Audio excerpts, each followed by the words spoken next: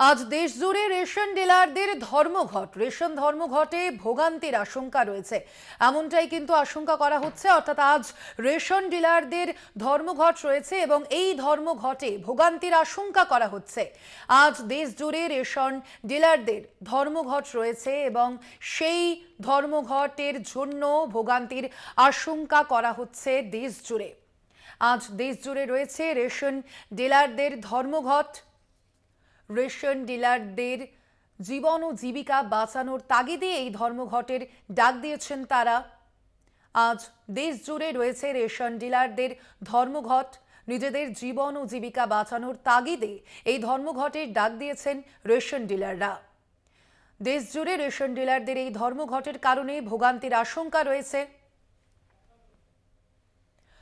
Ration ধর্মঘট, দেশ জুড়ে রেশন ডিলারদের ধর্মঘট।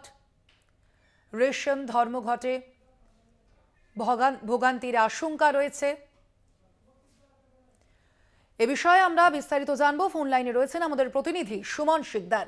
সুমন, কি জানা যাচ্ছে এই মুহূর্তে, কি আপডেট রয়েছে আজকে যেহেতু সারা দেশ জুড়ে রেশন ডিলারদের ধর্মঘট রয়েছে?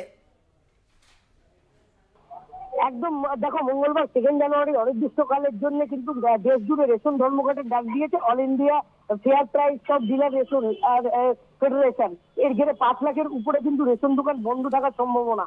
এই সকালবেলা দেখা গেল, মঙ্গলবার সকালবেলা কেষ্টপুর অঞ্চলে পোস্টার ও ব্যানার হাতে নিয়ে কিন্তু তারা বিক্ষোভ দেখাচ্ছে। মূলত তাদের দাবি নিত্যতম যে 50,000 টাকা আয় সুনিশ্চিত করতে হবে এবং পাশাপাশি পিডিএস কন্ট্রোলার নামে যে দমন দুর্নীতিমূলক রাজ্যের খাদ্য দপ্তর এনেছে তা প্রত্যাহার করতে হবে। এইসব দাবি নিয়েই কিন্তু সকালবেলা এই যে কেষ্টপুর অঞ্চল, সেই কেষ্টপুর অঞ্চলে যে রেশন দোকান সেখানে কিন্তু বিক্ষোভ দেখাচ্ছে এই সংগঠনের সংগঠনের সাধারণ সম্পাদক বিশ্বম্বর বসু। সুমন, এই বিষয়ে সাধারণ মানুষ কি বলছেন? তাদের তো একটা ভোগান্তি বেরোতে হবে সেক্ষেত্রে।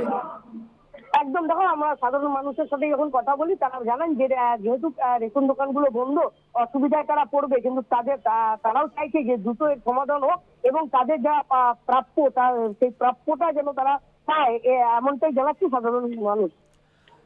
একেবারে ধন্যবাদ তোমাকে সুমন।